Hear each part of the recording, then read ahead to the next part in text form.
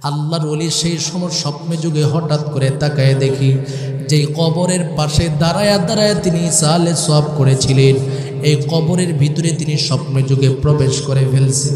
সুবহানাল্লাহ। কবরের ভিতরে তিনি প্রবেশ করে তাকায় দেখি কবরটা একটা মাটির মতো কবর দেখা যায় না, বিশাল বড় ময়দান, চতুর্দিকে বাতি আর বাতি দেখা যায়। আল্লাহর ওলি একটা মুহূর্তের জন্য দেরি করে নাই, কদম কদম হাঁটতে হাঁটতে তাকায় দেখি ময়দানের মধ্যে বিশাল বড় মানুষের সিরিয়াল দেখা যায়। আপনাদের নওগাঁ এলাকার মধ্যে দেখবেন যখন চেয়ারম্যান সাহেবের অফিসের মধ্যে মানুষদের জন্য বিভিন্ন সময় রিলিফের মাল বন্টন করে থাকে, করে কি করে না? রিলিফের মাল বন্টন করলে মানুষেরা সিরিয়ালে দাঁড়ায় থাকে, অল্প অল্প করে সরকারি বরাদ্দ প্রত্যেকের জন্য নির্ধারণ করে দেওয়া হয়। আল্লাহর ওলি তাকায় দেখি ঠিক এইভাবে মানুষগুলো সিরিয়ালে দাঁড়ায়া কিসের জন্য যেন অপেক্ষমান, কি যেন তারা পাবে। কদম কদম হাঁটতে হাঁটতে একজনকে জিজ্ঞাসা করা হলো, এরে আল্লাহর বান্দা, তোমরা সিরিয়ালে দাঁড়ায় দাঁড়ায় কি করতেছো? প্রতিটা মানুষ জবান খুলে বলে, হুজুর আমরা বলতে পারবো না, আপনি সামনে যান। সামনে কদম কদম হাঁটতে হাঁটতে সিরিয়ালের প্রধানের সম্মুখে দাঁড়ায় গেল। সিরিয়াল প্রধানকে ডেকে ডেকে বলেন, এরে আল্লাহর বান্দা, ব্যাপারটা কি বুঝতে পারি নাই? প্রতিটা মানুষ সিরিয়ালের মধ্যে দাঁড়ায় কিসের জন্য অপেক্ষা করতেছি?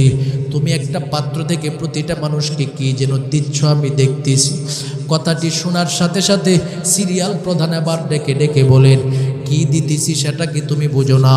এই মুহূর্তে একজন আল্লাহর বান্দা কবরবাসীদের জন্য একটু দোয়া করে গেছি, আর এটার সওয়াব সমূহ বন্টন করে দেওয়ার জন্য রবের পক্ষ থেকে আমাকে দায়িত্ব দেওয়া হয়েছে, যার কারণে প্রতিটা কবরবাসী সিরিয়ালে দাঁড়ানো আর ওই ব্যক্তির সওয়াবের অংশ বিশেষ প্রতিটা মানুষের জন্য আমি দান করে দিতেছি।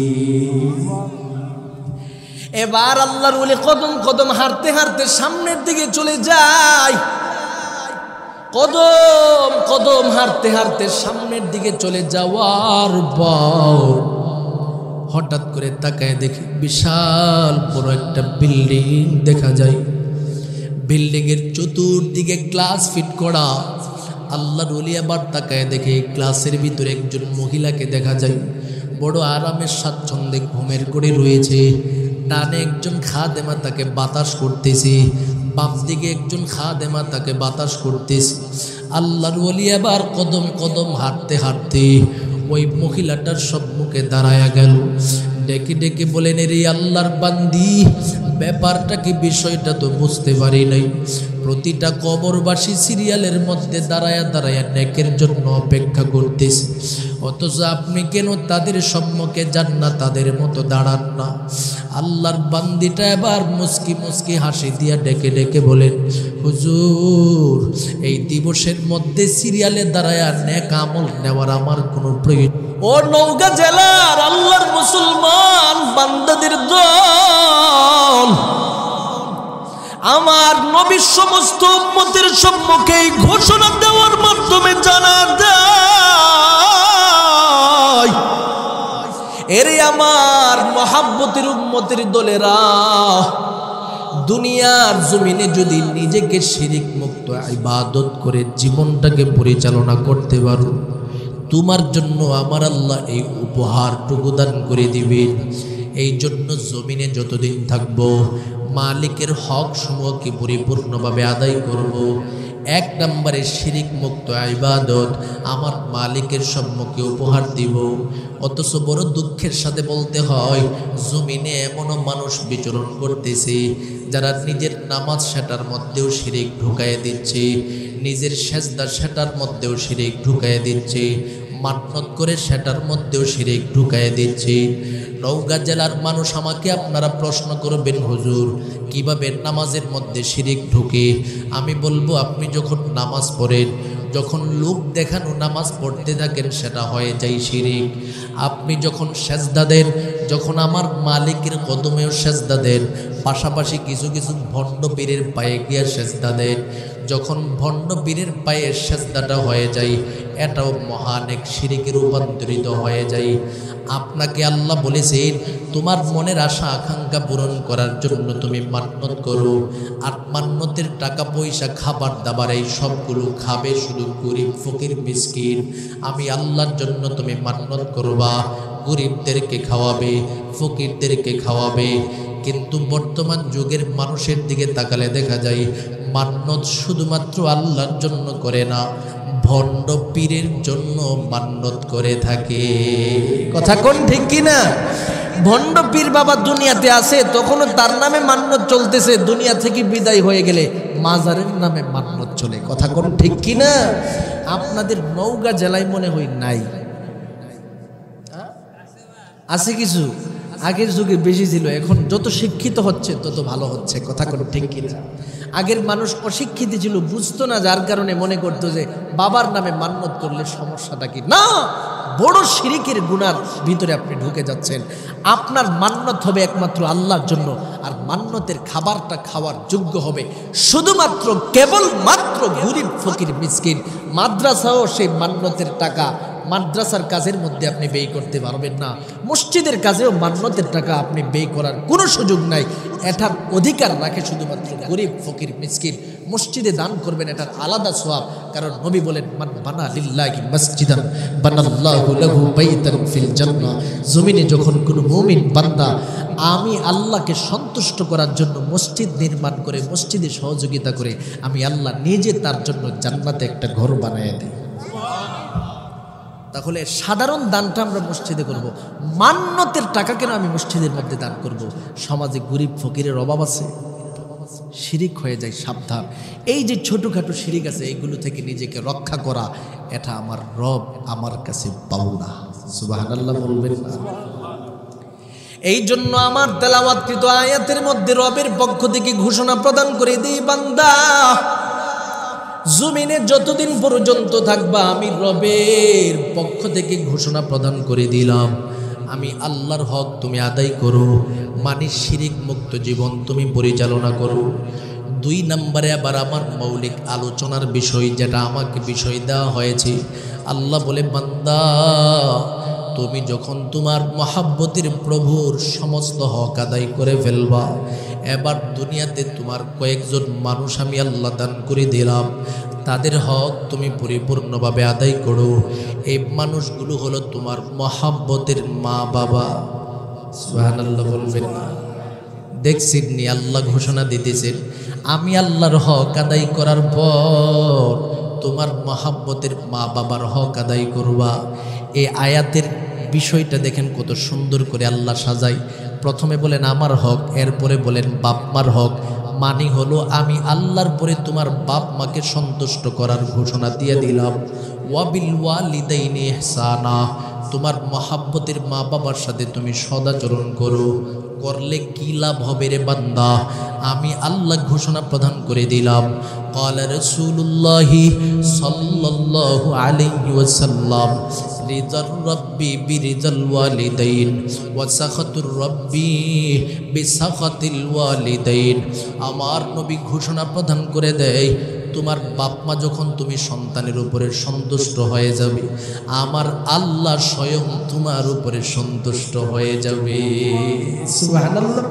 তাহলে এবার বুঝে নেন, আল্লাহ নিজে বলতেছেন প্রথমে আমার হক আদায় করো, এরপরে বলেন বাপ মার হক আদায় করো। নবীজি বলেন শুনো, আল্লাহর হকের পরে বাপ মার হকটাকে কেন আনছে জানো? মানে তোমার বাপ মা তুমি সন্তানের উপরে সন্তুষ্ট হয়ে যাবে, তো তোমার রব তোমার উপরে সন্তুষ্ট হয়ে যাবে। সুবহানাল্লাহ। তোমার রব তোমার উপরে সন্তুষ্ট হয়ে যাবে। এই জন্য নওগাঁ জেলার আল্লাহর বান্দাদের সম্মুখে আমার পক্ষ থেকে খাসভাবে নসিহত করে দিয়ে যায়, রে যুবক ভাই, জীবনে অনেক ইবাদত করতেছো, তুমি বড় নামাজি, তুমি বড় তাহাজ্জুদ গুজার, তোমার মতো নামাজি কেউ নেই, তোমার মতো জিকিরওয়ালা কেউ নেই, তোমার মতো আবেদওয়ালা কেউ নাই। তুমি প্রতিটা ক্ষেত্রে আমার মালিকের প্রতিটা হক সঠিকভাবে আদায় করো, কিন্তু ঘরে তোমার মহাব্বতের বাবা মহাব্বতের মা রয়েছে, কোনোদিন বাপ মার খবর পর্যন্ত নাও না, বাপ মার পাশে দাঁড়াও না, বাপ মার সাথে সদাচরণ করতে জানো না। আমার আল্লাহ বলেন তোমার জিন্দেগির তাহাজ্জুদ সাথে সাথে বাতিল, তোমার জিন্দেগির 5 ওয়াক্তের নামাজ বাতিল, তোমার জিন্দেগির যাকাতের আমল বাতিল, তোমার জিন্দেগির হজ্জে বাইতুল্লাহ বাতিল। কারণ তোমার ঘরের মধ্যে মহান মানুষ রয়েছে, তারা তোমার উপরে অসন্তুষ্ট হয়ে বসে আছে। আর অসন্তুষ্ট করে তুমি জীবনটাকে ইবাদতের মাধ্যমে সাজাইবা, এটা আমি আল্লাহর কাছে কখনো গ্রহণযোগ্য হবে না। নাউজুবিল্লাহ বলেন না ভাই। তাহলে বাপ মার সন্তুষ্ট প্রয়োজন আছে না নাই? বাপ মা তো যুবক তোমার জন্য কেমন অমূল্য সম্পদ। আমার নবী বলেন, قال رسول الله صلى الله عليه وسلم الجنة تحت أقدام الأمهات। আমার নবী ঘোষণা প্রদান করে দেয়, তোমার মায়ের পদতলে আল্লাহ পাক জান্নাত নির্ধারণ করে দিয়েছে। শুধু তার মধ্যেই সীমাবদ্ধ নয়, আর এক হাদিসের মধ্যে আমার নবী বলেন, হুমা জান্নাতুকা ওয়া নারুকা। তোমার বাবা মা হলো তুমি সন্তানের জন্য জান্নাত, তোমার বাবা মা হলো তুমি সন্তানের জন্য জাহান্নাম। এর যুবক, এবার তুমি সিদ্ধান্ত নাও, জান্নাত নামক সেই নিয়ামতগুলোকে গুরুত্ব দিবা কি দিবা না?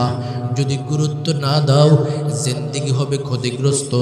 যদি গুরুত্ব দাও, জীবন হবে সফল। এ যুবক সন্তান, পৃথিবীতে তুমি কত মানুষ রয়েছে, সবাইকে তুমি সম্মান করতে জানো, বাপ মারে তুমি সম্মান করতে জানো না। অথচ আমার নবী ঘোষণা প্রদান করে দেই, দুনিয়াতে সবার আগে কেউ যদি কাউকে পরিপূর্ণ সম্মান করতে চায়, সবার আগে মানুষ হিসাবে তার বাপ মারের সন্তান সম্মান করবে। সুবহানাল্লাহ বলে। আমার কথা না, নবীর কথা। মিশকাত শরীফের বর্ণনা, আবু হুরায়রা রাদিয়াল্লাহু তাআলা আনহু থেকে বর্ণিত হাদিস। আপনাদের কষ্ট হচ্ছে? মহাব্বতের সাথে, মনোযোগের সাথে মানুষ, আপনারা সকলে সেই কথাগুলি শোনার চেষ্টা করবেন। বাহিরে যে সমস্ত যুবক ভাইয়েরা ঘোরাফেরা করতেছে, যুবকদের কাছে আমি বলবো, অত্যন্ত আন্তরিকতার সাথে দিল খুলে আমার কথাগুলো শ্রবণ করার চেষ্টা করবারে যুবক। মহাব্বতের বাবা মা কি গুরুত্বপূর্ণ মানুষ, তাদের গুরুত্বটা একটু বুঝে নাও। দ্বীন ইসলাম তোমার বাবা মাকে কি পরিমাণে গুরুত্ব দিয়েছেন। আবু হুরায়রা থেকে হাদিস বর্ণিত, তিনি বলেন, যা রাজুলুন আরাবিয়ুন ইলান নবী সাল্লাল্লাহু আলাইহি ওয়াসাল্লাম। একজন আমার নবীর দরবারে গ্রাম্য সাহাবীর আগমন করলেন। নবীর সামনে জিজ্ঞাসা করতেছেন, বলতেছেন, ইয়া রাসূলুল্লাহ, ইয়া হাবিবাল্লাহ, এই মুহূর্তে আপনার সম্মুখে আগমন করেছি কয়েকটা বিষয় জানার জন্য। নবী বলেন, কি বিষয় জানতে চাও? যুবক সন্তানের কথা শুনে আমার নবী বলেন, বলো কি জানতে চাও? যুবক বলে, নবী, জমিনের মধ্যে যত মানুষ আছে সবচেয়ে থেকে আমার পক্ষ থেকে কোন মানুষটা সম্মান পাওয়ার যোগ্য? আমার নবীদের সাথে সাথে বলেন, উম্মুকা, তোমার মা। আবার সাহাবী বলেন, সুম্মামান। আমার নবী বলেন, উম্মুকা, তোমার মা। আবার সাহাবী বলেন, সুম্মামান। আমার নবী বলেন, উম্মুকা, তোমার মা। আবার সাহাবী বলেন, সুম্মামান। আমার নবী বলেন, আবুকা, তোমার বাবা। আবার সাহাবী বলেন, সুম্মামান। আমার নবী বলেন, করিবুল আকরাব। তোমার বাপ মার হক পরিপূর্ণভাবে আদায় করার পর আত্মীয় স্বজনের হক তুমি আদায় করবা। তারপরে দুনিয়ার অন্যান্য মানুষেরকে সম্মান করবা, তাদের হক আদায় করবা। এই হাদিসের মাধ্যমে আমাদের সম্মুখে আমার নবীজি ঘোষণা প্রদান করে দেয়, যদি মানুষ হিসাবে কাউকে সবার আগে তুমি সম্মান করতে যাও, নিজের বাবা মাকে আগে গুরুত্ব দাও, এরপরে আত্মীয় স্বজনকে গুরুত্ব দাও, তারপরে অন্যান্য মানুষকে তুমি গুরুত্ব দাও।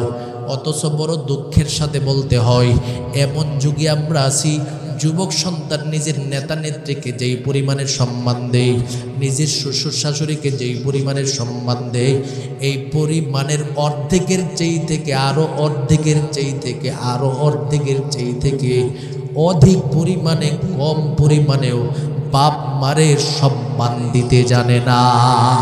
কথা কোন ঠিক কিনা? বাপ মারের সম্মান দিতে জানে না। একটা দিন হাসি মুখে তাকায়া বাপ মার সাথে কথা বলে না, অথচ বন্ধু বান্ধবের বাপ মার সাথে বড় ভালোবাসা, আর নিজের বাপ মার সামনে গেলে কিছু জিজ্ঞাসা করলে কি যে চেহারাটাকে করে মলিন হালাতে তার সময়টাকে কাটায়। আমার নবী বলেন, যুবক তুমি জানো না যে অমূল্য রতনটা দুনিয়াতে আছে, তার চেহারার দিকে তুমি মুস্কি হাসি দিলে কি সওয়াবটা হবে। দুনিয়াতে কোনো মুমিন আল্লাহর বান্দা যদি তার বাপ মার দিকে হাসি মুখে তাকায়া কথা বলে, তার আমল নামার মধ্যে হজ্জে বাইতুল্লাহর সওয়াব নির্ধারণ হয়ে যায়। অথচ যুবক বুঝে না, যার কারণে বাপ মাকে সম্মান করতে জানে না। আজকে আমরা যুবক সন্তানদেরকে বুঝাইয়া দিব, তোমার বাপ মা কি সম্মানের পাত্র বুঝে না। তোমার বাপ মা কি পরিমাণের সম্মানের পাত্র বুঝে না। ওরে যুবক, তোমার মহাব্বতের বাবা মা হলো তোমার জন্য দোয়া কবুলের গুডাউন। সুবহানাল্লাহ বলেন। বাবা মার দোয়া আমার রবের দরবারের সাথে সাথে কবুল। হাদিস শরীফের বর্ণনা বলতেছি, মুসলিম শরীফের হাদিসে এসেছে, হযরত আবু হুরায়রা রাদিয়াল্লাহু তাআলা আনহু থেকে বর্ণিত হাদিস।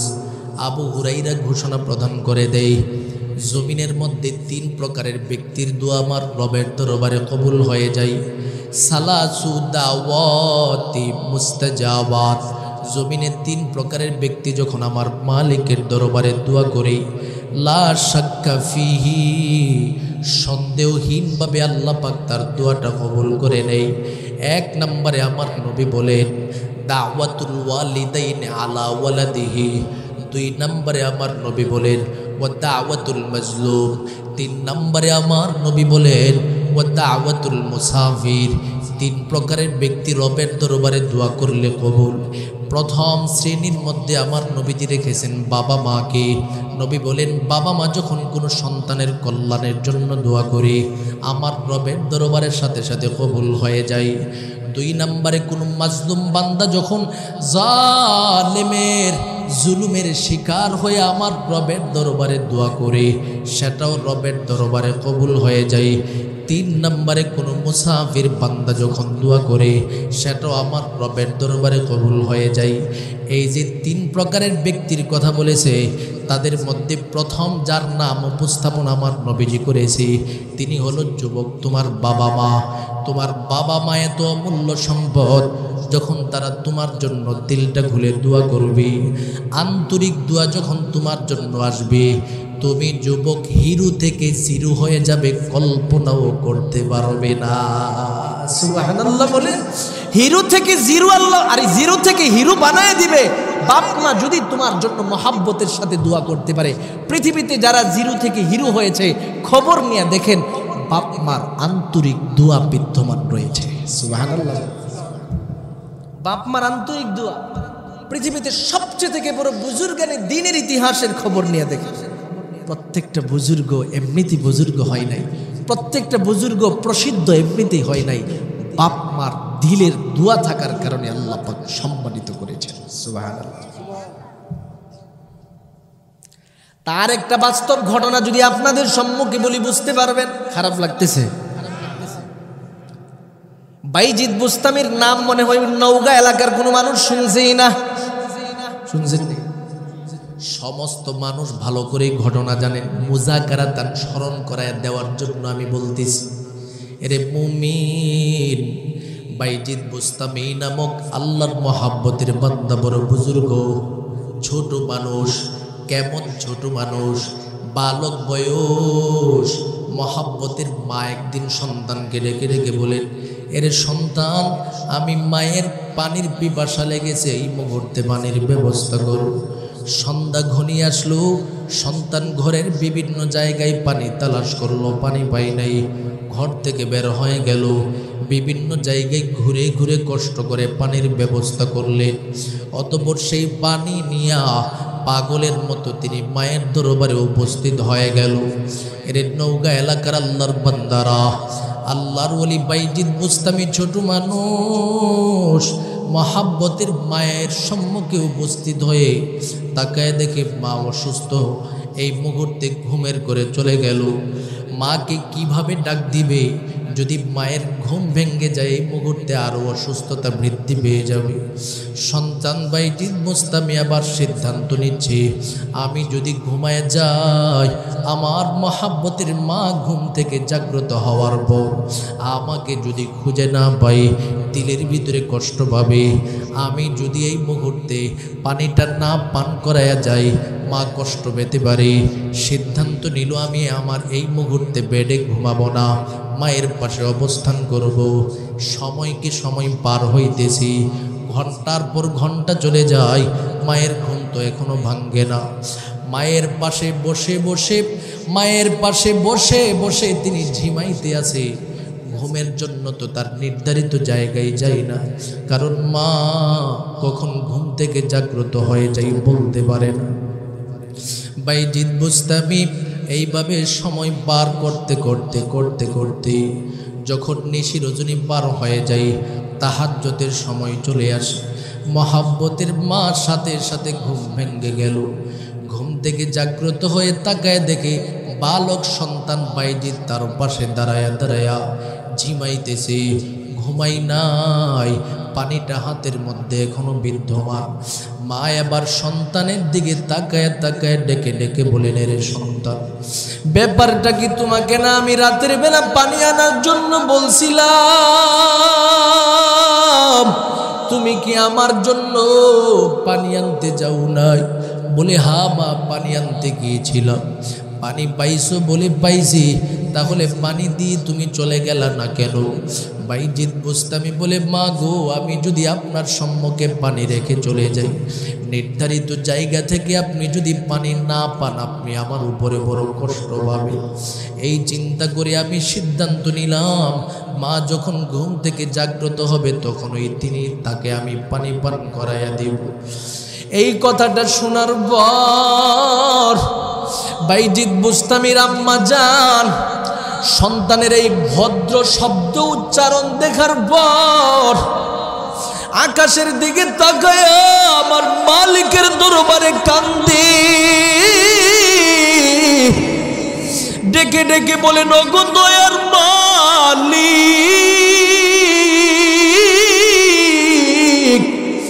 আমার মহাব্বতের সন্তানরে তুমি কবুল করে নাও। এরে মালিক, জমিনে কত সন্তান দেখেছিলাম রে আল্লাহ, অথচ আমার বাইজিদের মতো মহাব্বতের সন্তান কোথাও দেখি নাই। ওরে মালিক, তুমি আমার সন্তানরে কবুল করে নাও। আমার মালিকের দরবারে সন্তানের জন্য মা যখন দিলটা খুলে কান্না করতেছে, আমার মালিক ডেকে ডেকে বলে, বাইজিদের মারে, আজকে যেইভাবে অন্তর থেকে মহাব্বতের সন্তানের জন্য তুমি কেঁদে দিছ, আমি আল্লাহ ঘোষণা দিলাম তোমার সন্তানকে এমন কবুল করব। তোমার সন্তান পৃথিবীর মানচিত্রে যেখানে থাকে না কেন, বাংলাদেশের নওগাঁ জেলার মানুষও তোমার সন্তানের নাম জানবে এবং চিনবে। সুবহানাল্লাহ বলেন, জবানটা খুলে বলুন আল্লাহু আকবার। মায়ের দোয়া লাও হে মুমিন, মায়ের দোয়া লাও। মহাব্বতের সাথে আমার সাথে পড়েন, মায়ের দোয়া লাও হে মুমিন, মায়ের দোয়া লাও, মায়ের দোয়া লাও হে মুমিন, মায়ের দোয়া লাও। বিপদে পড়বে না তুমি যখন যেথায় যাও, বিপদে পড়বে না তুমি যখন যেথায় যাও। মায়ের দোয়া লাও হে মুমিন, মায়ের দোয়া লাও। বলেন না মায়ের দোয়া। এই মায়ের দোয়ার কথা বলতে কষ্ট হয়, জবানটা খুলে বলেন, মায়ের দোয়া লাও হে মুমিন, মায়ের দোয়া লাও। বলেন না মায়ের দোয়া। একটি গ্লাস পানির ফলে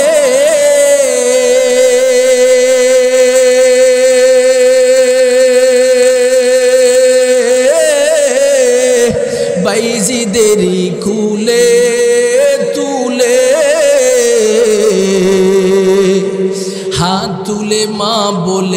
বাইজিদকে ওয়ালি বানাও।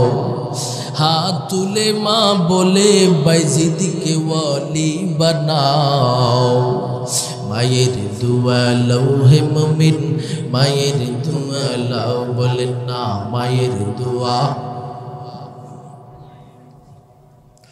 বিপদে পড়বে না তুমি যখন যেথায় যাও, বিপদে পড়বে না তুমি যখন যেথায় যাও। মায়ের দোয়া লৌহে মুমিন, মায়ের দোয়া লাও, বলেন না মায়ের দোয়া। ছোট ছেলে বাইজিদেরই নাম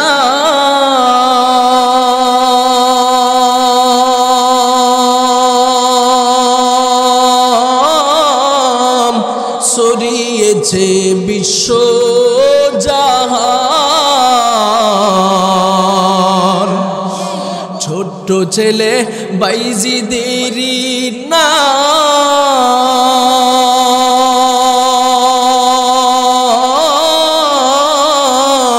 ছড়িয়েছে বিশ্ব জাহান। আল্লাহর ওলি বাইজিদেরই মতো সবাই হও, আল্লাহর ওলি বাইজিদেরই মতো সবাই হও। মায়ের দোয়া লৌহে মুমিন, মায়ের দোয়া লাও, বলেন না মায়ের দোয়া লৌহে মুমিন, মায়ের দোয়া লাও। ও নওগাঁ জেলার আল্লাহর মহাব্বতের বান্দারা, মনোযোগের সাথে কথাগুলো শুনে নেন। বাইজিদ বুস্তামি আমার মালিকের দরবারে চমকায় গেছি, সম্মানের সর্বোচ্চ মর্যাদা অন্বেষণ করেছি। তার পিছনে একমাত্র কারণ মায়ের আন্তরিক দোয়া। মা যখন সন্তানের জন্য দিল খুলে দোয়া করে, এই দোয়ার মাধ্যমে আল্লাহ পাক তার সম্মান কোথায় নিয়ে যায় নিজেও কল্পনা করতে পারে না। শুধু তার মধ্যেই সীমাবদ্ধ নয়, কিছুদিন আগে মুসলিম শরীফের এক হাদিসের কিতাব, এই মুসলিম শরীফের হাদিসের কিতাব আমি গবেষণা করতেছি, মোতালা করতেছি।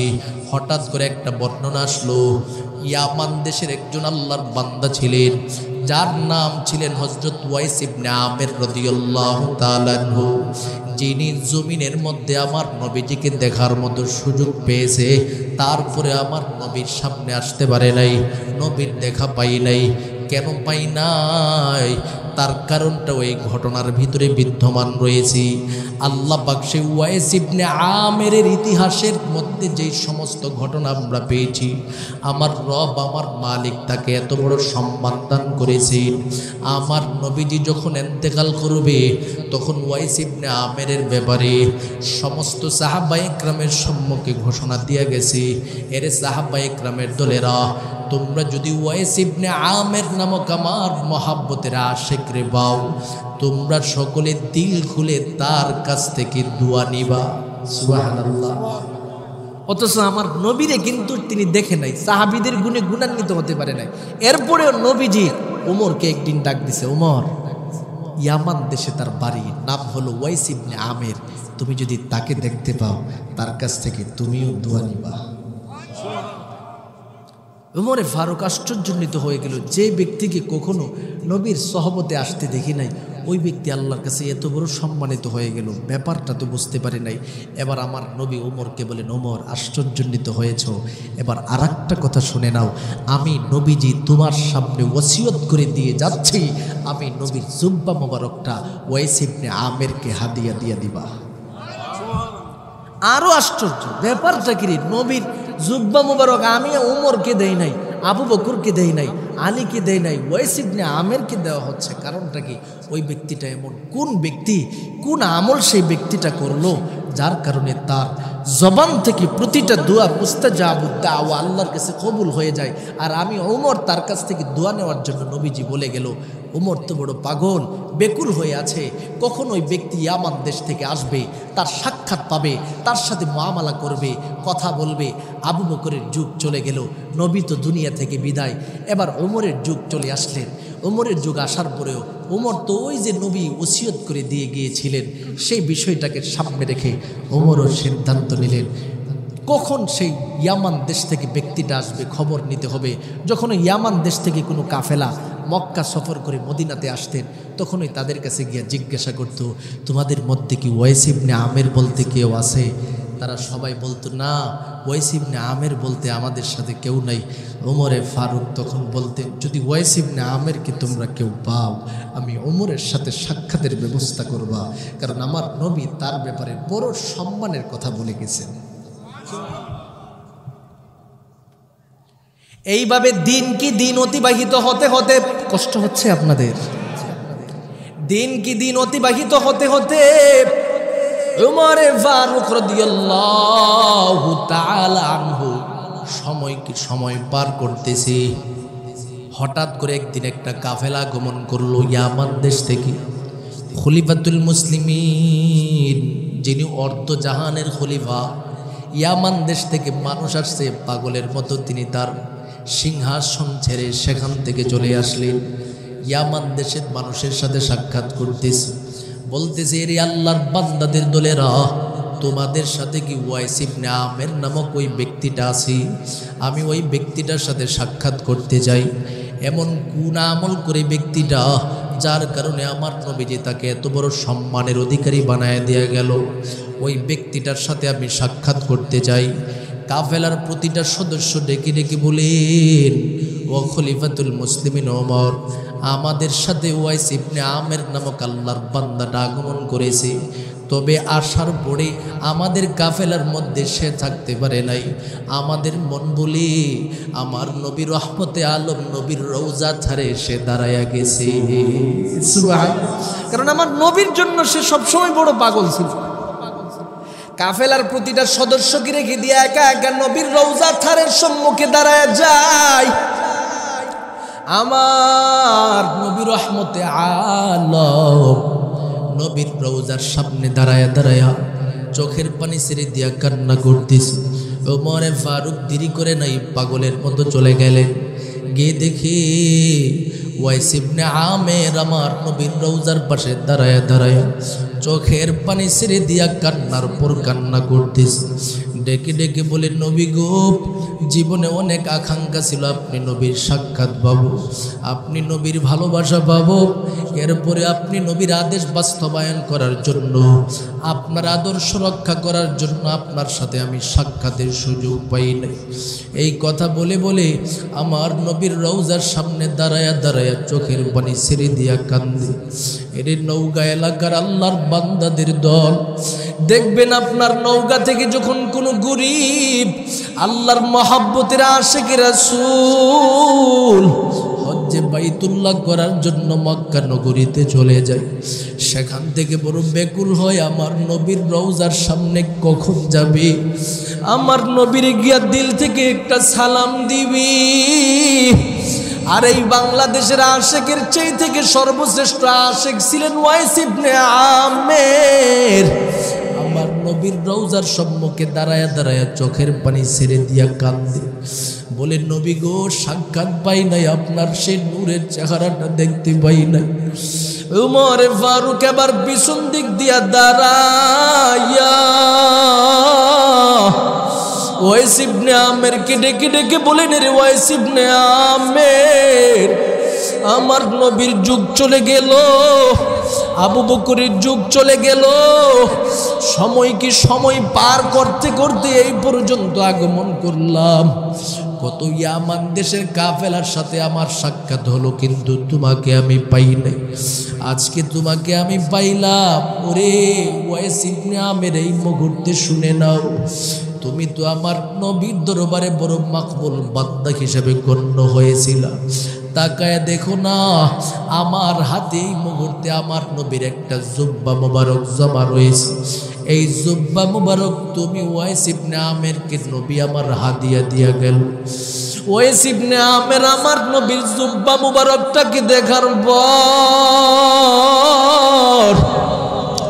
পাগলের মতো তার হাতের মধ্যে নিয়া একবার জুব্বা মুবারকটাকে মুখে নিয়ে চুমু খায়,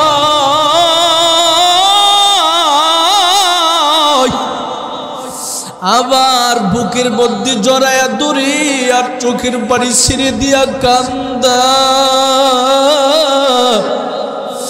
আবেগ ভরা আওয়াজ নিয়ে ডেকে ডেকে বলেন নবী গো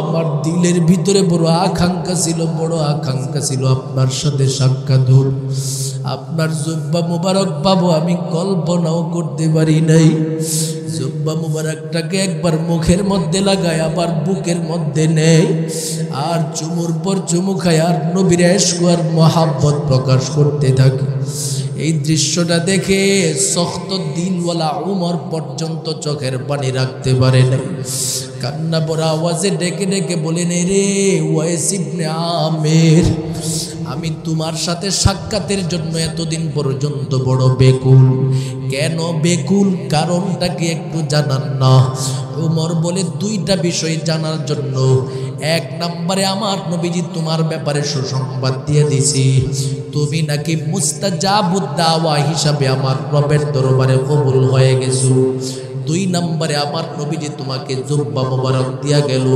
আমি ওমরের জন্য তুমি একটু দোয়া করবা আলীর জন্য দোয়া করবা নবীর অন্যান্য সাহাবা একরামের জন্য তুমি দোয়া করবা আর একটা কথা বলে দাই এত বড় মহাব্বত প্রাপ্ত আল্লাহর বান্দা তুমি হয়েছো এর পিছনের রহস্যটা কি এটা একটু আমার সম্মুখে উপস্থাপন করো কখনো নবীর সামনে তোমাকে দেখি নাই নবীর সাথে সাক্ষাতেও তোমাকে দেখি নাই এত সম্মান তুমি কেমনে পাইলা ওয়াইস ইবনে আমির এবার উমরের দিকে তাকায় চোখের পানি ছেড়ে দেয় কান্না ভরা আওয়াজে ডেকে ডেকে বলেন ও খলিফাতুল মুসলিমিন উমর দুনিয়ার জমিনে আমার একটা মাত্র সম্পদ আমার মহাব্বতের মা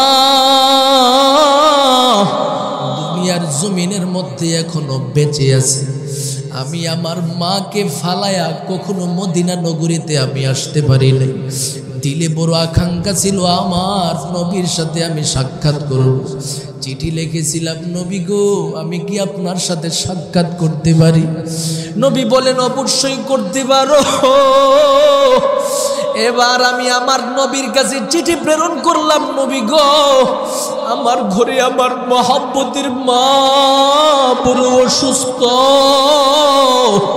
এই অসুস্থ মারে রাইখা কিভাবে আপনার সাথে সাক্ষাৎ করব গো নবী আপনি নবী যদি একটু অনুমতি দেন আমার মায়ের সেবা করব আমার নবী এবার চিঠির অপর প্রান্তে লিপিবদ্ধ করে দিয়ে রে ওয়াইস ইবনে আমির যেই কথা আমি নবীর সামনে তুমি লিপিবদ্ধ করে দিছো আমি নবী ঘোষণা প্রদান করে দিলাম তোমার মহাব্বতের মায়ের খেদমতের মাধ্যমে যদি তোমার জীবনটাকে সাজাতে পারো আমি নবীর সাথে সাক্ষাৎ করলে যে মর্যাদাবান হবি এর চেয়ে থেকে উচ্চতম কারো সম্মান আমার রব তুমি সন্তান হিসাবে তোমাকে দান করে দিবি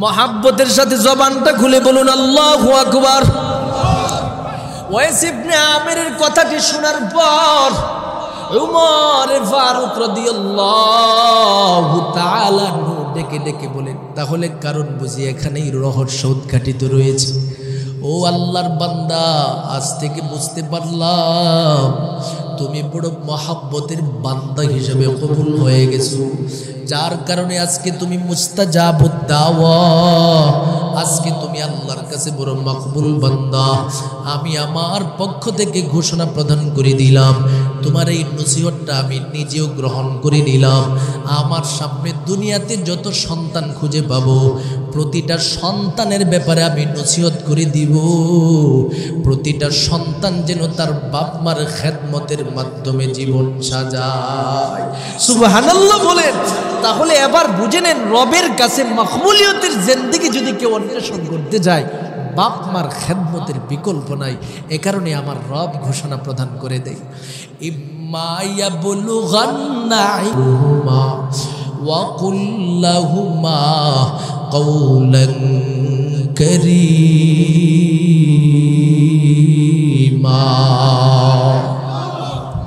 আমার রবের পক্ষ থেকে ঘোষণা প্রদান করে দিই বান্দা তুমি যে তোমার মহাব্বতের মা মহাব্বতের বাবাকে তুমি পরিপূর্ণভাবে সম্মান করবা পরিপূর্ণভাবে ভালোবাসবা পদ্ধতিটা কি হতে পারে? আমার আল্লাহ বলেন, ইম্মা ইয়াবলুগান্না ইনদাকাল কিবরা আহাদুহুমা, তোমার বাপ মার মধ্য থেকে যদি একজন বৃদ্ধ হয়ে যায় অথবা বৃদ্ধা হয়ে যায় অথবা উভয়জন বৃদ্ধা হয়ে যায়, তোমাদের উপরে আমি আল্লাহ ঘোষণা দিলাম, 1 নাম্বার তাদের সাথে ব্যবহারের পদ্ধতি হলো ফালা তাকুল্লাহুমা উফ, জবান থেকে দুঃখসূচক বিরক্তিযুক্ত কোনো শব্দ উপস্থাপন করবা না। তুমি এমন শব্দ উপস্থাপন করবা না যেই শব্দের কারণে তোমার বাপ মা তোমার উপরে কষ্ট পেয়ে বসে থাকে। 2 নাম্বার পদ্ধতি হলো ওয়ালা তানহারহুমা, তোমার মহাব্বতের বাপ মার অবাধ্য হবে না। অবাধ্য হবে না মানে হলো বাবা মা সন্তানকে যা বলবে সেটাই সন্তান শুনতে বাধ্য। তবে শরীয়তে ইসলাম কিছু সীমানা বর্ণনা করেছেন। যদি বাপ মা শরীয়ত বিরোধী কোনো কাজ করতে সন্তানকে বলে, তাতে এই সন্তান কখনো বাধ্য হবে না। কথা কোন ঠিক কিনা? এই জন্য আমার নবীজি হাদিসের মধ্যে এটারও স্পষ্ট করে দিয়েছে যে শোনো, আল্লাহ তো বলছে ওয়ালা তানহারহুমা, তোমার বাপ মার অবাধ্য তুমি হইও না। অবাধ্য হবে না মানে যা বলবে তাই শুনবা, হ্যাঁ শুনবা, তবে লা তুআতলি মাখলুকিন ফি মাসিয়াতিল খালিক, তোমার বাপ মা যদি তোমার খালেকের বিরুদ্ধে চলে যায়, এই জাতীয় কাজ করার নির্দেশ দেয়, সেই ব্যাপারে বাপ মার বাধ্যবাধকতা সন্তান হিসেবে তোমার জন্য আর থাকবে না। কারণ তোমার রব তোমাকে যা বলেছেন সেটাকে আগে প্রাধান্য দিয়ে তারপরে বাপ মার হককে তুমি প্রাধান্য দিবা। এ কারণে আল্লাহ পাক কিন্তু নিজের হকটাকে আগে আনছে, তারপরে বাপ মার হকটাকে উপস্থাপন করেছে। তার মানে বাবা মা যদি বলে সন্তান অমুক পীরের কাছে আমি মা মুরিদ হয়েছিলাম, তার পায়ে গিয়া সবসময় সেজদা দিই, চলো তুমি আমার সাথে, আমিও সেজদা দিই, তুমিও সেজদা দিবা, এই কথা শোনার সুযোগ আছে? বাপ মা যদি বলে সারা জীবন অমুক মাজারের নামে মান্যত করতে করতে বড় হয়েছি আমরা, তোমারেও বড় করছি, চলো একটা গুরু নিয়ে অমুক মাজারে যাই, কথা শোনা যাবে? বাপ মা যদি বলে এই এখন থেকে নামাজের দরকার নাই, ফজরের নামাজ পড়বে, কষ্ট করে উঠবে, শরীরটা শুকায় যাইব, চেহারাটা নষ্ট হয়ে যাইব, ঘুমা ভালো করে, কিন্তু আপনার দিলের ভিতরে আকাঙ্ক্ষা আপনি নামাজ পড়বেন, কিন্তু বাপ মা বলে পড়িস না, কথা কার শুনবেন? রবের নাকি বাপ মার? কারণ হক কার আগে আদায় করতে হবে? আল্লাহ, তারপরে বাপ মা। এর জন্য শরীয়তে ইসলামের যে কোনো বিষয়, যেমন অনেক সন্তানরা আমার কাছে অভিযোগ দেয় যে হুজুর আমার বিবি আছে, তিনি মহিলা মাদ্রাসায় পড়ছে, আমিও মাদ্রাসায় পড়ছি, কিন্তু ঘরের একটা মানুষও পর্দা করে না। এই ঘরের অধিকাংশ মানুষই আমার বিবির সামনে যেতে চায়। আমার ভাই আছে একটা, এটাও বিবির সামনে যেতে চায়। আমার বোন জামাই আছে, তিনিও আমার বিবির সামনে যেতে চায়, কিন্তু আমি পারি না, চাই পর্দা করতে, কিন্তু আমার বাপ মা বলে আরে ঘরের মধ্যে পর্দা করার দরকার নাই, এই জাতীয় শব্দ উপস্থাপন করে।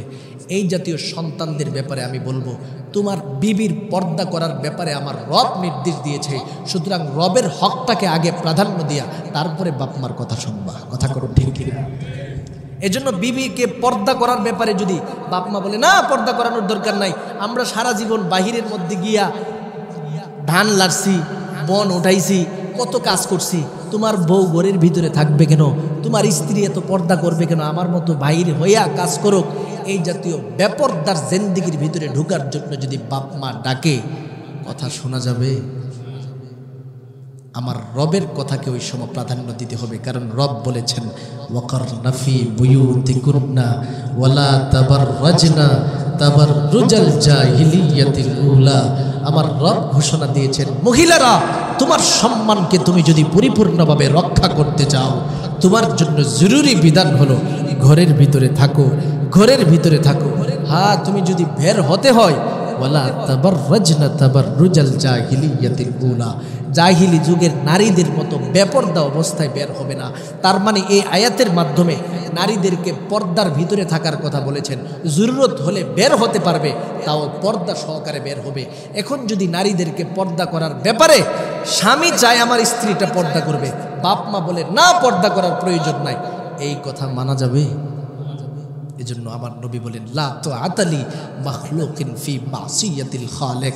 এই ক্ষেত্রে রবের নির্দেশকে তুমি বাধ্যবাধকতার জিন্দেগি অন্বেষণ করতে হবে।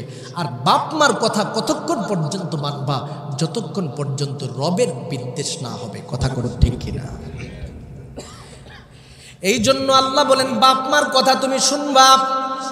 ওয়ালা তানহারহুমা, মহাব্বতের মা বাবার অবাধ্য হবে না রে, সন্তান অবাধ্য হবে না।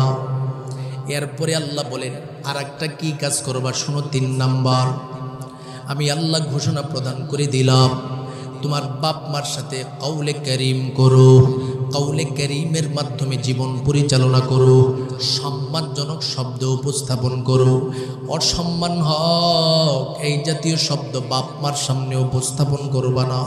এমন শব্দ বাপ মার সামনে তুমি উপস্থাপন করবা না যার কারণে বাবা মার দিলে কষ্ট পায়, বাবা মা অসম্মানিত হয়।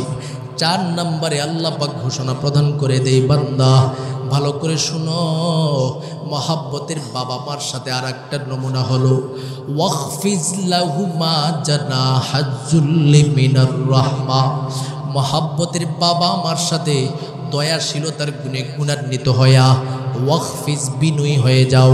তাদের সামনে মাথা উঁচু করে কথা বলবা না, বুক উঁচু করে কথা বলবা না, মাথা নিচু করে কথা বলো।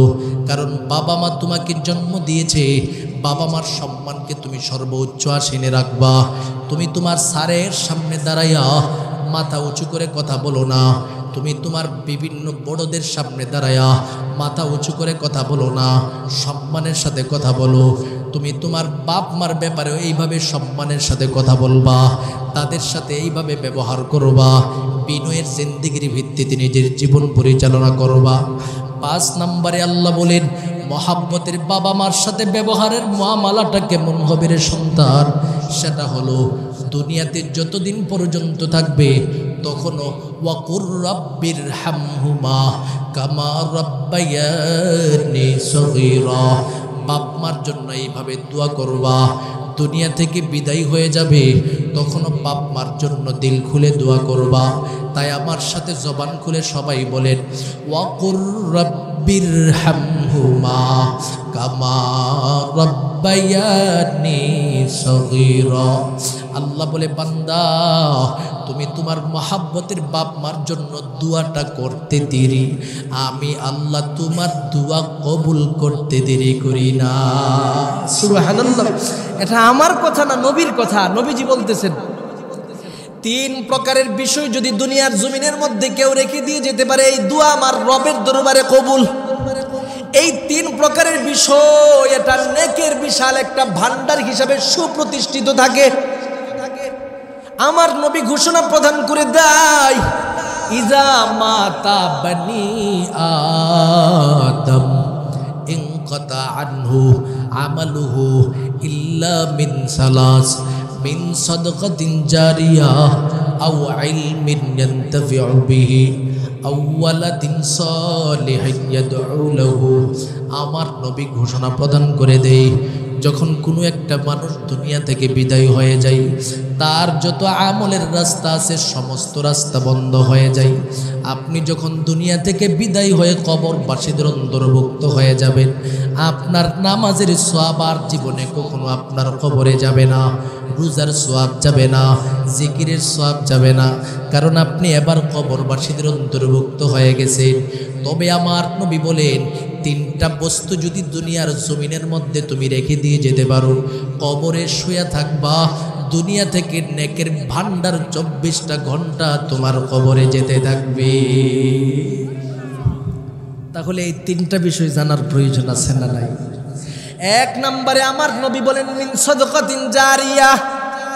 সাদকায়ে জারিয়া দুনিয়ার জমিনের মধ্যে তুমি প্রতিষ্ঠা করে নাও, মানে হলো এলাকার মধ্যে জনকল্যাণমূলক কাজ তুমি করে যাও। একটা টিউবওয়েলের প্রয়োজন, মানুষের জন্য তুমি একটা টিউবওয়েল বানায় দেয়া গেলা। মানুষের জন্য রাস্তার প্রয়োজন, একটা রাস্তা তুমি নির্মাণ করে দেয়া গেলা। মানুষের জন্য সুন্দর কিছু জায়গার প্রয়োজন আছে যেখানে মানুষেরা বসে শান্তি পাবে, এই জায়গার ব্যবস্থা তুমি করে দিয়া গেলা। একটা মাদ্রাসা বানায় দিয়া গেলা, মসজিদ বানায় দিয়া গেলা, একটা স্কুল প্রতিষ্ঠা করে দিয়া গেলা। সেখান থেকে মানুষ যত বেশি উপকার লাভ করবে, প্রতিটা উপকারের সওয়াব তোমার কবরের মধ্যে প্রতিটা মুহূর্তের মধ্যে যেতে থাকবে। সুবহানাল্লাহ। এটা হলো 1ম নাম্বারের নেকের ভান্ডার। 2 নাম্বারের আরেকটা ভান্ডার হলো আও ইলমিন ইয়ানতাফিউ বিহি। এমন একটা ইলম দুনিয়ার জমিনের মধ্যে তুমি রেখে দিয়ে গেছো, যে ইলমটা বিভিন্ন ছাত্ররা বিভিন্ন জায়গায় প্রচার করি, তুমি কোরআনের ইলম নিজে শিখেছো, অন্য আরেকজনকে শিখাইছো, হাদিসের ইলম শিখেছো, অন্য আরেকজনকে তুমি শিখাইছো। এভাবে যদি এই ইলমের ধারাবাহিকতা দুনিয়ার জমিনের মধ্যে রেখে দিয়ে যেতে পারো, আমার নবী পরিষ্কার ঘোষণা প্রদান করে দিয়েছেন, ওই ইলমের ছাত্র যতদিন পর্যন্ত থাকবে, উস্তাদ কবরে ঘুমায়া থাকবে আর নেকের ভান্ডার তার কবরে যেতে থাকবে। সুবহানাল্লাহ। এবার 3 নাম্বার হলো আমার মৌলিক বিষয় কথা। আমার নবী বলেন, আউওয়ালাদিন সালিহিন ইয়াদউ লাহু। আমার নবী রহমতে আলম ঘোষণা প্রদান করে দেই, জমিনের মধ্যে কোনো বান্দা যদি তার একটা নেককার সন্তান রেখে দিয়ে যায়, সন্তান আমার মালিকের দরবারে হাত উঠায় যত দোয়া করবে, প্রতিটা দুয়ার সওয়াব বাবা মার কবরে যেতে থাকবে। সুবহানাল্লাহ। তাহলে এবার বুঝলেন, নেককার সন্তান বাপ মার জন্য দোয়া করলে দোয়া কবুল হয় কি হয় না? আমার নবী ঘোষণা দিয়েছেন, আউওয়ালাদিন সালিহিন ইয়াদউ লাহু। সন্তান যদি নামাজি হয়, সন্তান যদি কোরআনওয়ালা হয়, সন্তান যদি দিনদার হয়, সন্তান যদি তাহাজ্জুদ গুজার হয়, এই সন্তানের প্রতিটা সওয়াবের অংশ বাপ মা কবরে বসেই পেতে থাকবে। তাহলে এমন সন্তান রাখার প্রয়োজন আছে না নাই? বাবা মা শুধু লাভবান হতে চায় যে আমার ছেলে আমার খেদমত করুক, দোয়া করুক, কিন্তু বাবা মা কিন্তু সন্তানের কিছু হক আছে, এই ক্ষেত্রে তারা বড় গাফলতি করে। কথা করুক ঠিক কিনা? সন্তানের হক যদি আপনি সঠিকভাবে আদায় করতে পারেন, তাহলে বুঝে নেবেন যে এই সন্তান আপনার সাথে বেয়াদবি করতে গেলে শতবার ভেবে চিন্তায় বেয়াদবি করবে। কথা করুক ঠিক কিনা? এজন্য সন্তানের প্রতিটা হককে আপনি আগে প্রাধান্য দিতে হবে। সন্তানের হক কি হতে পারে? সন্তানের হক হলো, সন্তানকে প্রাথমিকভাবে আপনি ধার্মিক বানাতে হবে, দিন শিখাতে হবে, ইসলাম শিখাতে হবে, সন্তানকে আর রব শিখাতে হবে, নবী চিনাতে হবে। রবের প্রতিটা বিধানসমূহ যদি আপনি পরিপূর্ণভাবে চিনাতে পারেন, আমার আল্লাহ নিজে সন্তানের অন্তরটাকে বাপ মার প্রতি মাইল অর্থাৎ বাপ মার প্রতি ধাবিত করে দিবে আর ঘোষণা দিবে, সন্তান রে, তোর বাপ মা আমি রবের পরিচয় তোর সামনে শিখাইছে, আমি রবের হক কি জিনিস সেটা শিখাইছে, আমি আল্লাহ তোর অন্তরটাকে বাপ মার প্রতি আকৃষ্ট করে দিলাম। তাহলে সন্তানগুলো এভাবে ঘোড়ায় ওঠাতে হবে। যদি সন্তানকে কোনো বাপ মা পরিপূর্ণভাবে নেককার বানায়, কিভাবে নেকের ভান্ডার যায় বোঝার প্রয়োজন আছে না নাই? তার একটা উদাহরণ আমি সবসময় বিভিন্ন জায়গায় বলে থাকি, আপনাদের সম্মুখে উদাহরণটা বলে যাই। শাইখুল হাদিস জাকারিয়া রহমাতুল্লাহি আলাইহি একটা ঘটনা উপস্থাপন করতেন ছাত্রদের সামনে। সবসময় তিনি এই বিষয়টা বোঝাতেন, ও আমার ছাত্রদের দলেরা পরিপূর্ণভাবে বুঝে নাও, প্রতিটা মানুষের বাপ মা কবরে থাকলে সন্তান দোয়া করলে কিভাবে কবুল হয়, কিভাবে দোয়াটা বাপ মা পেয়ে যায়, সেটার একটা উদাহরণ বর্ণনা করতে যায়। তিনি বলেন, দারুল উলুম দেওবন্দ মাদ্রাসার অনুসারী একটা মাদ্রাসা ছিল, কওমি মাদ্রাসা। এই মাদ্রাসার একজন মুদাররিস ছিলেন, যার অভ্যাস ছিল যখনই তিনি কোনো কবরস্থান খুঁজে পাইতেন, কবরের পাশে দাঁড়ায় দাঁড়ায় তিনি ইসালে সওয়াব পড়তেন, অর্থাৎ তিনি সূরা ইখলাস পাঠ করতেন, দুরূদ শরীফ পাঠ করতেন। এভাবে তার আমল সময় চলত। কারণ আমার নবী ঘোষণা প্রদান করে দেয়, যখন কোনো মুমিন বান্দা তার জবান থেকে একবার সূরা ইখলাস পাঠ করতে পারে, আল্লাহ পাক তার আমল নামার মধ্যে 10 পারা তেলাওয়াতের সওয়াব দান করে দেয়। 2 বার যদি কোনো মুমিন বান্দা পড়ে 20 পারা তেলাওয়াতের সওয়াব, সুবহানাল্লাহ বলেন। 3 বার যদি কোনো মুমিন বান্দা পড়ে পুরা কুরআনুল কারীম খতমের সওয়াব আল্লাহ পাক দান করে দেয়। আল্লাহর ওলি প্রতিটা মুহূর্তের মতো তিনি আজকেও কবরের পাশে দাঁড়ায় দাঁড়ায় সূরা ইখলাস 3 বার পাঠ করে ফেললেন। এবার তিনি দুরূদ বললেন, ইস্তিগফার পাঠ করলেন, রবের দরবারে দোয়া করে বলে, আল্লাহ, মহাব্বতের কত মানুষ কবরের মধ্যে ঘুমন্ত আছে, ওরে মালিক, এই মুহূর্তের সমস্ত কবরবাসীদের জন্য আমি সওয়াবের হাদিয়া সমূহ দিয়া গেলাম। আল্লাহর ওলি কবর পার হয়ে যখন তিনি তার বাড়িতে চলে গেলেন, এশারের নামাজ আদায় করে যেই মুসল্লার মধ্যে তিনি বসা ছিলেন, এই মুসল্লার মধ্যেই তিনি বসা থাকা অবস্থায় হঠাৎ করে তার ঘুম চলে আসে। সেখানেই তিনি ঘুমের ঘোরে চলে যায়। শাইখুল হাদিস জাকারিয়া রাহমাতুল্লাহি আলাইহি ঘটনা বর্ণনা করেন, আল্লাহর ওলি সেই সময় স্বপ্নে যুগে হঠাৎ করে তাকায় দেখি যেই কবরের পাশে দাঁড়ায়া দাঁড়ায় তিনি সালে সওয়াব করেছিলেন, এই কবরের ভিতরে তিনি স্বপ্নে যুগে প্রবেশ করে ফেলছে। সুবহানাল্লাহ। কবরের ভিতরে তিনি প্রবেশ করে তাকায় দেখি কবরটা এটা মাটির মতো কবর দেখা যায় না, বিশাল বড় ময়দান, চতুর্দিকে বাতি আর বাতি দেখা যায়। আল্লাহর ওলি একটা মুহূর্তের জন্য দেরি করে নাই, কদম কদম হাঁটতে হাঁটতে তাকায় দেখি এই ময়দানের মধ্যে বিশাল বড় মানুষের সিরিয়াল দেখা যায়। আপনাদের নওগাঁ এলাকার মধ্যে দেখবেন যখন চেয়ারম্যান সাহেবের অফিসের মধ্যে মানুষদের জন্য বিভিন্ন সময় রিলিফের মাল বন্টন করে থাকে, করে কি করে না? রিলিফের মাল বন্টন করলে মানুষেরা সিরিয়ালে দাঁড়ায় থাকে, অল্প অল্প করে সরকারি বরাদ্দ প্রত্যেকের জন্য নির্ধারণ করে দেওয়া হয়। আল্লাহর ওলি তাকায় দেখি ঠিক এইভাবে মানুষগুলো সিরিয়ালে দাঁড়ায়া কিসের জন্য যেন অপেক্ষমান, কি যেন তারা পাবে। কদম কদম হাঁটতে হাঁটতে একজনকে জিজ্ঞাসা করা হলো, এরি আল্লাহর বান্দা, তোমরা সিরিয়ালে দাঁড়ায় দাঁড়ায় কি করতেছো? প্রতিটা মানুষ জবান খুলে বলে, হুজুর আমরা বলতে পারবো না, আপনি সামনে যান। সামনে কদম কদম হাঁটতে হাঁটতে সিরিয়ালের প্রধানের সম্মুখে দাঁড়ায় গেল। সিরিয়াল প্রধানকে ডেকে ডেকে বলেন, এরি আল্লাহর বান্দা, ব্যাপারটা কি বুঝতে পারি নাই? প্রতিটা মানুষ সিরিয়ালের মধ্যে দাঁড়ায় কিসের জন্য অপেক্ষা করতেছি? তুমি একটা পাত্র থেকে প্রতিটা মানুষকে কি যেন দিচ্ছ আমি দেখতেছি। কথাটি শোনার সাথে সাথে সিরিয়াল প্রধান আবার ডেকে ডেকে বলেন, কি দিতেছি সেটা কি তুমি বুঝো না? এই মুহূর্তে একজন আল্লাহর বান্দা কবরবাসীদের জন্য একটু দোয়া করে গেছি, আর এটার সওয়াব সমূহ বন্টন করে দেওয়ার জন্য রবের পক্ষ থেকে আমাকে দায়িত্ব দেওয়া হয়েছে, যার কারণে প্রতিটা কবরবাসী সিরিয়ালে দাঁড়ানো আর ওই ব্যক্তির সওয়াবের অংশ বিশেষ প্রতিটা মানুষের জন্য আমি দান করে দিতেছি। এবার আল্লাহর ওলি কদম কদম হাঁটতে হাঁটতে সামনের দিকে চলে যায়। কদম কদম হাঁটতে হাঁটতে সামনের দিকে চলে যাওয়ার পর হঠাৎ করে তাকায় দেখি বিশাল বড় একটা বিল্ডিং দেখা যায়। বিল্ডিংয়ের চতুর্দিকে গ্লাস ফিট করা। আল্লাহর ওলি আবার তাকায় দেখে গ্লাসের ভিতরে একজন মহিলাকে দেখা যায়, বড় আরামের স্বাচ্ছন্দ্যে ঘুমের করে রয়েছে। ডানে একজন খাদেমা তাকে বাতাস করতেছে, বাম দিকে একজন খাদেমা তাকে বাতাস করতেছে। আল্লাহর ওলি আবার কদম কদম হাঁটতে হাঁটতে ওই মহিলাটার সম্মুখে দাঁড়ায়া গেল। ডেকে ডেকে বলেন, এরে আল্লাহর বান্দি, ব্যাপারটা কি, বিষয়টা তো বুঝতে পারি নাই। প্রতিটা কবরবাসী সিরিয়ালের মধ্যে দাঁড়ায়া দাঁড়ায়া নেকের জন্য অপেক্ষা করতেছে, অথচ আপনি কেন তাদের সম্মুখে যান না, তাদের মতো দাঁড়ান না? আল্লাহর বান্দিটা এবার মুস্কি মুস্কি হাসি দিয়া ডেকে ডেকে বলেন, হুজুর, এই দিবসের মধ্যে সিরিয়ালে দাঁড়ায়া নেক আমল নেওয়ার আমার কোনো প্রয়োজন নাই।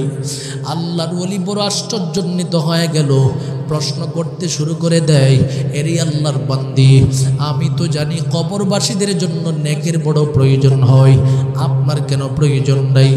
মহিলাটা এবার হুজুরের দিকে তাকায় তাকায় বলে, হুজুর ভালো করে শুনে নেন, আমি প্রথমে আমার আল্লাহ আমাদের ঘরে একটা সন্তান দান করেছিলেন।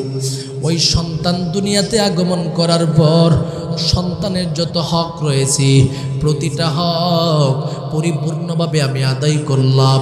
প্রাথমিকভাবে তার ডান কানে আজান দেওয়ার প্রয়োজন, ডান কানে আজান দেওয়ার ব্যবস্থা করলাম। বাম কানে আজান দেওয়ার প্রয়োজন, বাম কানে আজান দেওয়ার ব্যবস্থা করলাম।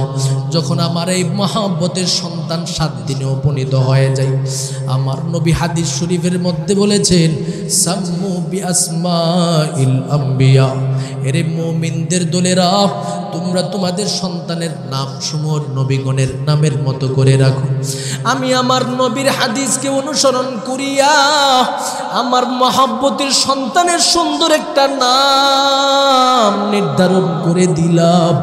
ও ও হুজুর, সুন্দর একটা নাম নির্ধারণ করে শুধু আমি ক্ষান্ত হইনি, আমার মহাব্বতের এই সন্তানের ব্যাপারে আমি সিদ্ধান্ত নিলাম, যখন জবান খুলে কথা বলতে পারবে তখন আমি আমার রবের নামটা আমার সন্তানকে পরিপূর্ণভাবে শিক্ষা দিব।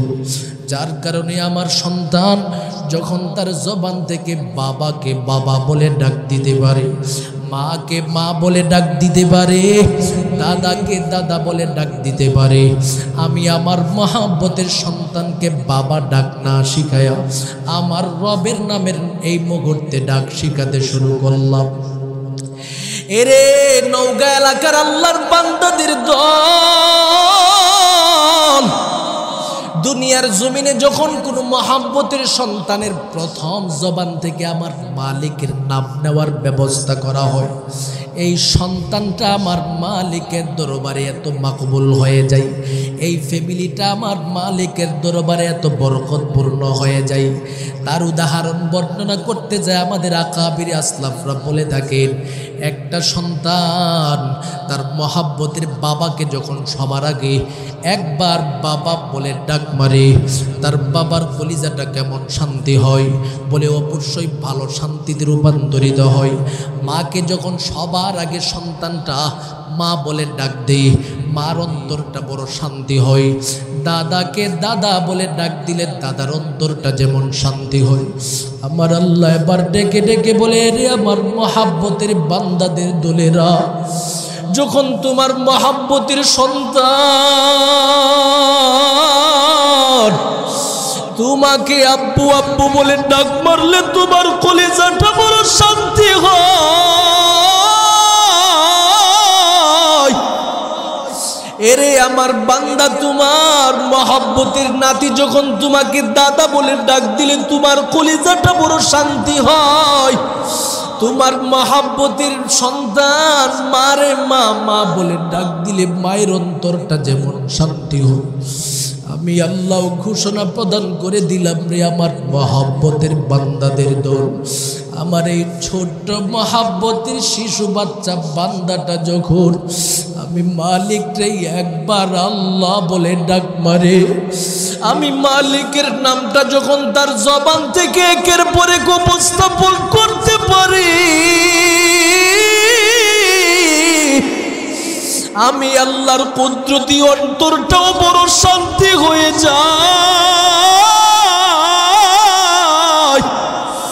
এরে আমার মহাব্বতের বান্দাদের দল, এই জন্য নিজের সন্তান যখন বড় হতে থাকবে, আমার মালিকের নামটা তার জবান থেকে উচ্চারণের ব্যবস্থা করবা। মহিলাটা হুজুরের দিকে তাকায় বলে, ও আল্লাহর ওলি, আমার মহাব্বতের সন্তান সবার আগে তার রবের পরিচয় জানলো, সবার আগে তার রবের নাম তার জবান থেকে উচ্চারণ করলো, সেটার ব্যবস্থা আমি মা করে দিয়েছিলাম।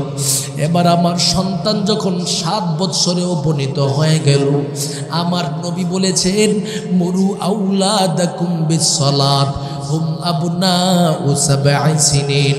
আমার নবী বলেন, তোমার সন্তান যখন 7 বৎসর বয়সে উপনীত হয়ে যাবে, তুমি বাবা মার উপরে হক হয়ে যাই, সন্তানকে তুমি নামাজের নির্দেশ দাও। এই হাদিসের ব্যাখ্যায় আমাদের বর্তমান বাইতুল মুকাররমের যিনি খতিব রয়েছেন, তিনি নিজে তার জবান থেকে এটার ব্যাখ্যা বর্ণনা করেছেন। আল্লামা আব্দুল মালেক হাফিজাহুল্লাহ, তিনি বড় দিল থেকে মহাব্বতের সাথে এটার ব্যাখ্যা তিনি করেছেন। তিনি বলেন, আমার নবীজি মুরু আউলাদাকুম বিসসালাত দিয়া 7 বৎসর বয়সে সন্তানকে নির্দেশ দাও, মানে বলেছেন, মানে তোমার সন্তানকে তুমি নামাজ পড়ার যত কৌশল আছে সমস্ত কৌশল সন্তানকে শেখাও, সন্তানকে কোরআন শেখাও, কারণ নামাজে কোরআন তেলাওয়াতের প্রয়োজন রয়েছে। সন্তানকে তুমি নামাজের তাসবিহাত শেখাও, সন্তানকে তাশাহুদ শেখাও, সন্তানকে দরুদ শেখাও, কারণ নামাজে প্রতিটা বিষয়ের বড় প্রয়োজন রয়েছে। এভাবে 7 বৎসর বয়স থেকে সন্তানকে তুমি এইভাবে প্রতিষ্ঠিত করতে থাকো। মহিলাটা এবার হুজুরের দিকে তাকায় তাকায় বলতে শুরু করে দেয়, ওগো আল্লাহর ওলি, আমার মহাব্বতের সন্তানকে আমি তখন দেখি নামাজের নির্দেশ দিতাম, নামাজের শিক্ষায় শিক্ষিত করলাম, কোরআন শিখাইলাম, দিন শিখাইলাম, ইসলাম শিখাইলাম। ধীরে ধীরে আমার সন্তান বড় হয়ে গেল। আমি যখন আমার মালিকের ডাকে কবরবাসী হয়ে গেলাম, আমার সন্তান আমি মায়ের ইন্তেকালের খবরটা শোনার পর একটা মুহূর্তের জন্য থাকতে পারে নাই। আমি মারে দাফন করার জন্য পাগলের মতো উপস্থিত হয়ে গেল। নিজে জানাজার নামাজ পড়াই আমার সন্তান রবের দরবারে কাঁদে। আমার সন্তান আমি মারে পরিপূর্ণভাবে দাফন কার্য শেষ করে দিয়া আমি মায়ের কবরের সামনে দাঁড়াইয়া চোখের পানি ছেড়ে দিয়া কান্দে আর বলে, ও গো দয়ার মালিক, দুনিয়াতে আমার মা আমার প্রতিটা হক পরিপূর্ণভাবে আদায় করছে রে আল্লাহ। ও মালিক, তুমি আমার মারে আযাব দিও না, তুমি আমার মায়েরে কষ্ট দিও না রে মালিক। ও হুজুর, এইভাবে আমার মহাব্বতের সন্তান আমাকে দাফন করার পর থেকে দোয়া শুরু করে দেয়। সময় কি সময় বার হতে হতে এখনো আমার সন্তান যখন ফজরের নামাজে দাঁড়ায়া যায়, নামাজ শেষ করে আমি মারে বলতে পারে না, জোহরের নামাজ শেষ করে আমি মারে ভুলতে পারে না, আসরের নামাজ শেষ করে আমার সন্তান আমি মারে ভুলতে পারে না। এখনো আমার সন্তান যখন কোনো তাফসির মাহফিলের সুযোগ পায়, ওই সন্তান মাহফিলে যায়, বয়ান করে কথা বলে মানুষদের সামনে দোয়া করি, আমার এই সন্তান আমি মায়ের জন্য চোখের পানি ছেড়ে দিয়া কান্দা, যার কারণে প্রতিটা দুয়ার সোয়াব আমি মায়ের কবরের মধ্যে বসতে থাকি। ওগো আল্লাহর ওলি, এই জন্য সিরিয়ালের দাঁড়ায়া আমার নেকের কোনো প্রয়োজন নাই। মহাব্বতের সাথে বলুন সুবহানাল্লাহ। এই জন্য নওগাঁ জেলার আল্লাহর বান্দাদের দল প্রতিটা মানুষের সম্মুখে আমার পক্ষ থেকে খাসভাবে যেই নসিহতটা করে যাব, সেটা হলো মহাব্বতের। বাবা মাকে তুমি গুরুত্ব দাও, বাবা মার জন্য পরিপূর্ণভাবে দোয়া করো। আর বাবা মার কাছে এই ওয়াকিয়ার মাধ্যমে আমি যেই নসিহতটা করতে চাই, ছোট থেকে সন্তানকে গড়িয়ে ওঠান, সন্তানকে দিন শেখান, সন্তানকে কোরআন শেখান, সন্তানকে মাদ্রাসামুখী বানান। একবার আপনি টেস্ট করে দেখবেন, নিজের দায়িত্বে আপনি ফাঁকে ফাঁকে খবর নিয়ে দেখবেন কত সন্তান, যেই সন্তানটাকে বাপ মা বড় আশা করে মাদ্রাসায় পড়াইলো, আলেম হয়েছে, এবার বাড়িতে গেলে বাপ মার খোঁজ খবর নেই। টাকা পয়সা বেশি ইনকাম করতে না পারলেও যতটুকু পারে বাপ মার খেদমতের চেষ্টা করে, কিছু আপেল নিয়ে যায়, কোনো কোনো সময় কমলা নিয়ে যায়। বাবা মা বড় পছন্দ করে বগুড়ার দই, যার কারণে সন্তানটা আলেম হয়েছে। টাকা পয়সা ইনকাম যদিও কম, তারপরেও মায়ের জন্য বগুড়ার দইটা নিয়ে আসি, কারণ সে আলেম, বাবা মাকে দিল খুলে ভালোবাসে, বাবা মার হক সে বুঝতে পারে। তার তুলনায় আপনি যদি তার মোকাবেলায় অন্য আরেকটা সন্তানের দিকে তাকান, যেই সন্তানটা আলেম হয় নাই, খবর নিয়ে দেখেন আলেমের মা এবং যেই ব্যক্তি আলেম হয় নাই তার মা, যেই সন্তানটা আলেম হয়েছে তার বাবা, যেই সন্তানটা আলেম হয় নাই তার বাবা, দুজনের মধ্যে শান্তির ক্ষেত্রে আকাশ জমিন ব্যবধান। কথা কোন ঠিক কিনা? কারণ আলেম সন্তানটা সবসময় চিন্তা করে, আমি যদি আমার বাপ মার দিকে উঁচু গলায় তাকায় কথা বলি, আমার রব তো আমার উপরে কষ্ট পাবে, তাহলে আমার জীবনের এই ইলমে দ্বীনের সব সওয়াব ধ্বংস হয়ে যাবে, আমার নামাজ ধ্বংস হয়ে যাবে, আমার জিকির ধ্বংস হয়ে যাবে, আমার তাহাজ্জুদ ধ্বংস হয়ে যাবে। যার কারণে সন্তান সবসময় এই ভয়টা করে। এই ভয় যখন সন্তানের দিলে আপনি ঢুকাতে পারবেন, এই সন্তান কখনো মাথা উঁচু করে বাপ মার সম্মুখে কথা বলতে পারে না। কথা ঠিক কিনা? পারে না। এজন্য আমি আমার বাবা মার কাছে যে নসিহতটা করব, সন্তান যাদের আছে তাদের ব্যাপারে ধর্মীয় বিষয়টাকে লক্ষ্য রাখবেন, তাদের হকগুলো পরিপূর্ণভাবে ধর্মীয় ক্ষেত্রে আদায় করার চেষ্টা করবেন। আর যেই সমস্ত সন্তানগণ আছে, আমি বলবো সন্তান, তুমি স্কুলে পড়তেছো, তুমি মাদ্রাসায় পড়তেছো, তুমি উচ্চ শিক্ষায় শিক্ষিত হয়েছো, ভালো চাকরি পেতে চাও, বাপ মার আন্তরিক দোয়া নাও। ভালো চাকরি পেতে চাও, প্রমোশন নিতে চাও, বাপ মার আন্তরিক দোয়া নাও।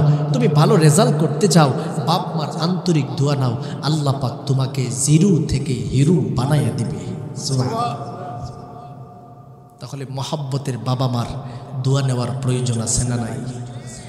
এমনিতেই দোয়া আসবে নাকি খেদমতের মাধ্যমে? অনেক সন্তান বলে, হুজুর বাড়ি থেকে বেরোয়ার সময় তো বাবার কাছে বইলা যায়, আব্বু দোয়া কইরেন, মার কাছে বইলা যায়, মা দোয়া কইরেন। আল্লাহ বলে, এই দোয়া আমি আল্লাহর কাছে গ্রহণযোগ্য না, আন্তরিক দোয়া হলো আমি আল্লাহর কাছে গ্রহণযোগ্য। সুবহানাল্লাহ বলেন। আন্তরিক দোয়া কি আপনি দোয়া চাইলেই পাবেন না? এমন কিছু কাজ করতে হবে বাবা মার সম্মুখে, যেই কাজগুলো দেখে অন্তর থেকে এমনিতে বাইজিদ বুস্তামের মার মতো পাগলের মতো দোয়া চলে আসে। সুবহানাল্লাহ। এমন কিছু কাজ তার সম্মুখে আপনি উপস্থাপন করতে হবে। এই জন্য বাবা মার খেদমত করার প্রয়োজন আছে না নাই?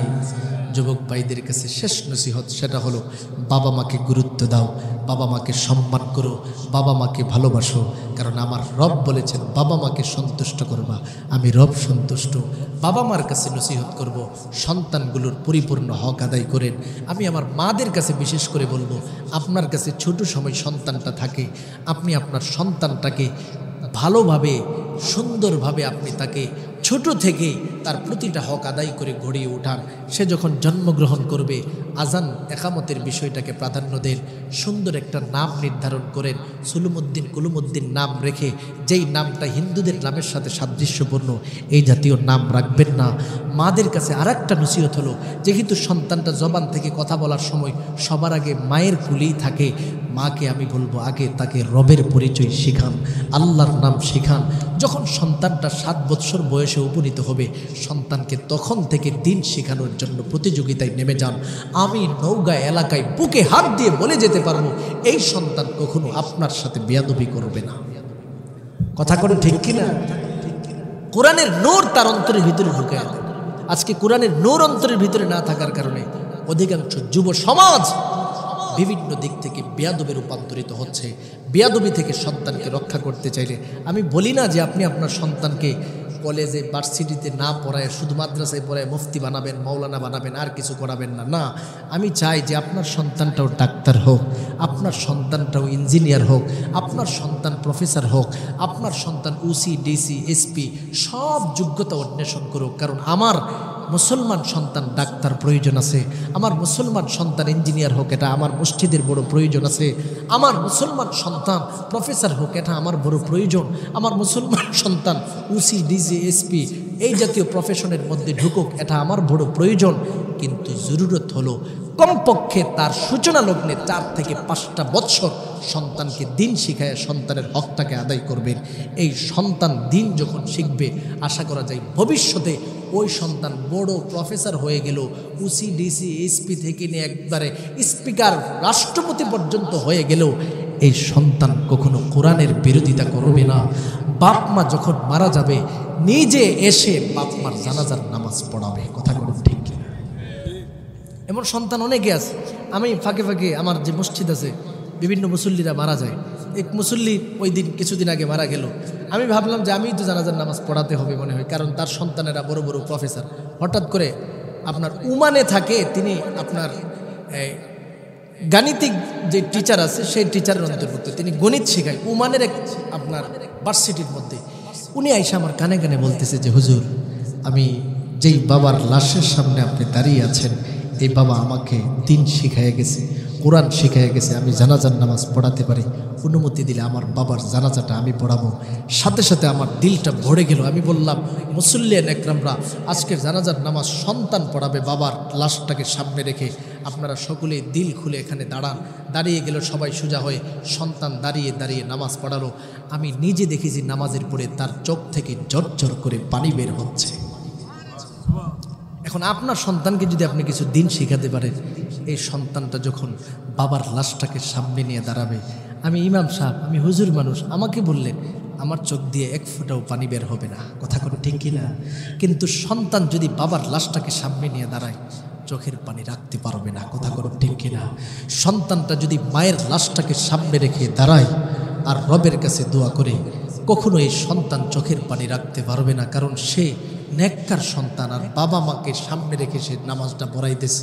এ কারণে আমার বুজুর্গানে দিনরা সবসময় বলতেন, একটা সন্তান যখন বাবার লাশটাকে সামনে রেখে চোখের পানি ছেড়ে দিয়ে আল্লাহু আকবার বলে, সানা বলে, দুরূদ শরীফ পড়ে, আল্লাহুম্মা গফিরলি হাইয়িনা ওয়া মাইয়িতিনা ওয়া শাহিদিনা ওয়া গায়িবিনা ওয়া সাগীরিনা ওয়া কাবীরিনা ওয়া যাকারিনা ওয়া উনসানা আল্লাহুম্মা মান আহইয়াইতাহু মিন্না ফাআহইহি আলাল ইসলাম ওয়া মান তাওয়াফাইতাহু মিন্না ফাতাওয়াফাহু আলাল ঈমান।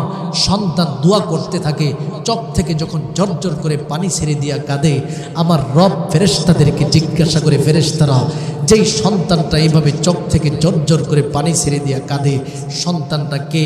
ফেরেশতারা জবাবে বলে, আল্লাহ লাশের সন্তান। লাশটা তার সন্তানকে দিন শিখায় গেছে, যার কারণে এই সন্তান বাবার লাশটাকে সামনে রেখে দোয়া করতেছে আর কান্না করতেছে। আমার রব এবার আনন্দ খুশি নিয়ে ফেরেশতাকে বলতে থাকে, আমি রবও ঘোষণা দিয়ে দিলাম, সন্তানের হক বাপ মা আদায় করে গেছে, আর এই সন্তান বাবার লাশটাকে সামনে রেখে কাঁদবে, আর আমি আল্লাহ আমার এই লাশ সম্পূর্ণ ব্যক্তিটাকে জাহান্নামী বানাবো, কখনো হতে পারে না। আমি রব ঘোষণা দিলাম, তার রূহটাকে ইল্লিন তথা জান্নাত নামক নিয়ামতের দিকে নিয়ে যাও, নিয়ে যাও, নিয়ে যাও। আমার রব বলতে থাকে। এজন্য আমাদের আকাবির আসলাফরা সবসময় এই নসিহতগুলো করে থাকেন। আমি নওগাঁ এলাকার প্রতিটা আল্লাহর বান্দাদের কাছে নসিহত করে যাব, ওসিয়ত করে যাব, এবং খাস দিলে অনুরোধ করে যাব, সন্তানটাকে দিন শিখা, দুনিয়া চমকায় যাবে, আখেরাত চমকায় যাবে। আর দিন শিখনেওয়ালা সন্তান পাশাপাশি যারা দিন শিখতে পারো নাই, এই সন্তানদেরকে বলে দিয়ে যাচ্ছি, বাপ মার কাছ থেকে দিল খুলে দোয়া নাও, বেয়াদবি করবা না, সর্বোচ্চ সম্মান দিবা। রব্বে করিম আমাদের সকলকে বাবা মার হক পরিপূর্ণভাবে আদায় করার তৌফিক দান করেন, সকলে বলেন আমিন। আর বাবা মায়েরা সন্তানের হক পরিপূর্ণভাবে আদায় করার তৌফিক দান করেন, সকলে বলেন আমিন। ওয়ামা আলাইনা ইল্লাল বালাগ।